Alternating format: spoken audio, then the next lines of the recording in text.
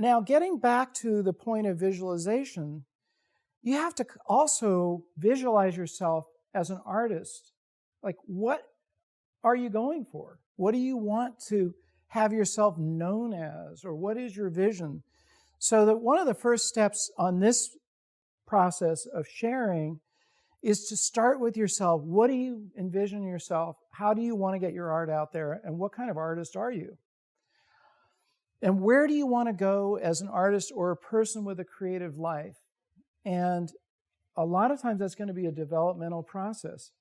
So I started with photography, but that grew into filmmaking, and that kind of morphed into writing. And, I have a new book that I'm already writing that's about 2/3 done, that it has nothing to do with any of this nonfiction stuff.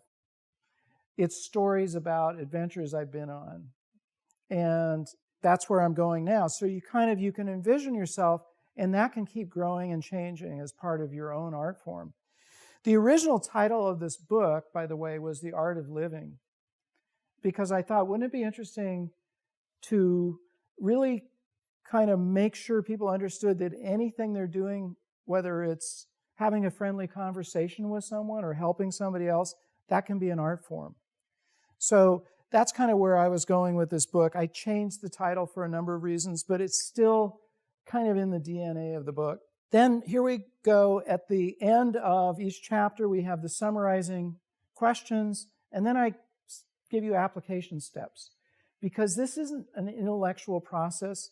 This is something you have to do to make changes. And if we want to make changes in our life that will bring about more creativity, there's going to have to be action involved in this. So one is to write down your vision as an artist. You don't have to do that right now. You can take this home and look at it or get to it when you read the book. And what is the creative area that you're closest to achieving your goals as an artist? Sometimes people hit a wall or they put away a creative activity and they let it go. I've done that with music, for instance. I used to play a guitar. I don't play guitar. I know I have a guitar sitting there. One day I'm going to have to go back to it, find out what I didn't understand, get that cleared up, and get into practice again. But for now, it just sits over there. So I'm not going to start with that. I'm going to start with the area I'm already doing the best with. So I advise you to take that course of action. Take the area where you feel most creative now, whether it's raising honeybees and being a great beekeeper, and this is the thing you want to be most creative with. Do it. Be a great beekeeper. And then maybe you have other visions after that, but start there. Does that make sense? Start with the easiest thing first. Okay, here's another creative conversation. Camille Seaman is an amazing photographer. She she photographs what she considers portraits. She's a Native American, and her belief is that everything is alive. And so she's taking a picture of a thunderhead or an iceberg or a tree. It's a portrait. She's not a landscape photographer. She's a portrait photographer of various different things in life. And here is the final creative conversation. Let's hear what she has to say. What are some of the barriers that you've had to overcome to lead this creative, amazing life that you're able to live? Well, I think, again, like most of the actual barriers are self-imposed. It's our own thought process, and that voice that says, who are you to think you can do this? Or who are you to think that that's available to you? Or I think, again, the first step of knowing yourself and understanding that when you do truly know yourself, you'll know that you are capable of anything and everything, and that nothing is impossible except what you tell yourself is impossible. And so once you know yourself, that second step is really gaining control of those inner voices, that inner dialogue, because those are the only things stopping you. I think that, people say, oh yeah, what about money and bills and, responsibilities and practical things. If you are true to yourself, like truly true to yourself, those things will be taken care of. So she's not just saying that, she is a thriving artist. And she has made a living out of what is her passion, finding art in life and showing it to other people. So does that resonate, that idea that the thing that can stop you is your own, those thoughts that kick around in your head? In fact, almost every one of the people I interviewed in these creative conversations mentioned that. Just to dispel the idea that these guys were all just born creative and, from the age of 2, they were already successful artists. It wasn't that way at all.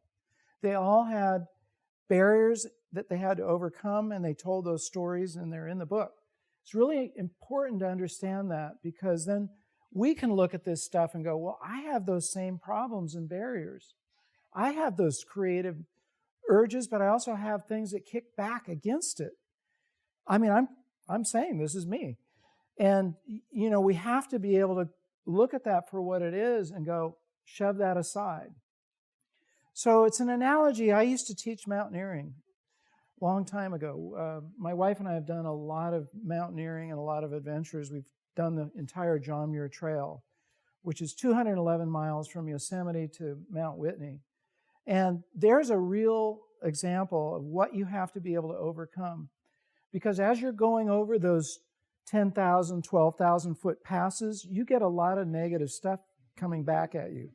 I'm too tired for this. I'm too old. Why am I even doing this? Those younger guys can, all that stuff. But when you push through it and you get to the top of Mount Whitney and look around, you get this incredible exalted feeling. That's the payoff for that, because you push through those barriers. It's the same thing with art. One of the biggest obstacles we run into is I don't have time. I just don't have time. Why am I not playing the guitar? I don't have time. I got too many things already going on. I just don't have the time for it. Well, here's the answer to that. It's not about having time. It's about making time. If it matters, you will make time. Right? The key is not to prioritize what's on your schedule, but to schedule your priorities. That's good stuff. So I have a whole chapter in the book about how you handle time, and to show people clearly that they do have enough time. They just need to strip away the stuff that isn't important and get their priorities focused on what they really want to do. Does that make sense? I'm not going to go into it more than that. How can you increase your creativity by 60%? 60%. Is it a pill? A drink? Something you drink? A book you can read? A 2014 study conducted at Stanford University found that walking has a large effect on creativity. Most of the participants benefited from walking compared with sitting, and the average increase in creative output was around 60%. 60% by taking walks every single day, which I pretty much do, and you guys bump into my neighbors out there all the time. We have a lot of great places to walk around here, don't we? But it's really, really, really important, especially in our computer age. We're stuck in front of these screens. If it isn't this size, it's this size or it's this size, but there's some screen we're looking at all the time, and we need to reset. By the way, when you go on a walk, you do defeat the purpose if you stay on your phone the whole time. That's not really walking. That's moving your feet while you're looking at your phone. So that's not allowed. And if I catch you doing that on Mission Trail, you're in trouble. I'm going to give you a ticket. Creativity ticket. There's our dog, Shyla. So she's known around town, usually with a pink Frisbee, and my grandson chasing after her, doing his creative walk. Kids don't seem to need a whole lot of creative help. Have you noticed that? Why is that? They haven't been hypnotized and brainwashed into thinking that's all gone. It's true. It kind of tapers off after grade school. You hit high school and it starts to taper off, and then it just plummets for most people. Well, why can't we all be like that? Again, I kind of dig into that into the book. If you follow these things, you can actually wake up that creative urge. My goal for you, here's where we started. Anybody in this room have either skateboarded or have kids? You know who this is? Do you watch Braille YouTube channel? No. Okay. So this is a friend of mine. He is a huge YouTube star. He has over 4 million subscribers. He took his passion, which is skateboarding, and turned it into this enormous educational platform. But he went to film school and he used his creative skills there. And it's wildly successful. My son worked on it with him. So it just shows you he's one of the people I interviewed. Because again, I want to get this wide range of different creative people and not sort of stick into one area or another. But his recommendation was find the thing that's going to, for him, oddly enough, it's watching movies. Gives him, some kind of creative spark. Everybody's got something different. But his idea was you find that area where you can really get your creative juices flowing, just like you heard David Campbell say, and get moving with it. Now, again, the goal here is increased ability to do your creative activity. Has anybody felt even a little motion in that direction? I mean, you're not going to know until you leave here, but any little tiny bit of change? Some doors opening? Drew, good for you. So this is the point. And kind of wrapping this up and summarizing this, then we'll get into any other questions you might have.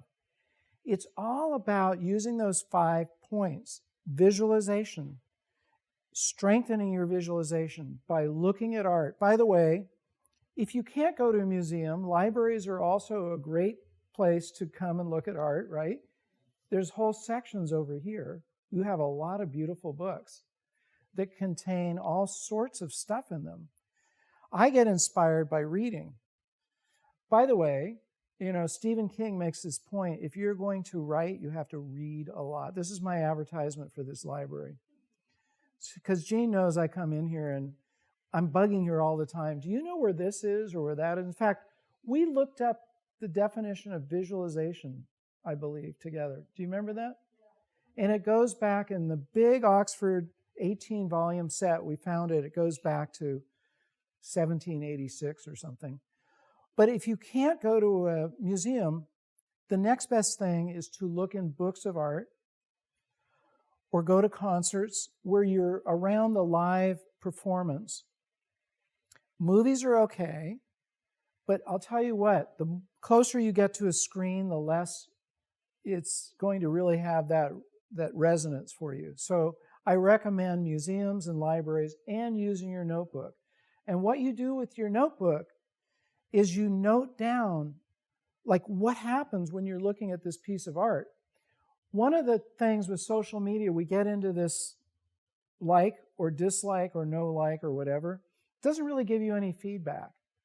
So what you want in your own kind of toolkit is to start developing that feedback. Develop what works for you and what resonates for you, or even what repels you, so that you have that collection, that mental collection in your own library that you can then draw from. That's a huge part of visualization. And then, again, learning your tools. Make sure if you're having trouble with a tool, you don't know how to use it, make sure you get that cleared up so you can be fluid with it. One of the photographers that I've interviewed a lot, he's a world-class photographer. His name is Bob Holmes. He's won the Travel Photography Award. He used to work for National Geographic for a decade. And then he won the Travel Photography Award something like 14 years in a row. But his advice is that you have to really learn to see like a camera sees, because what your eyes see and what the camera sees are not the same thing. And that's, again, true in most art forms, is you have You have to get beyond the tool so that it doesn't get in your way.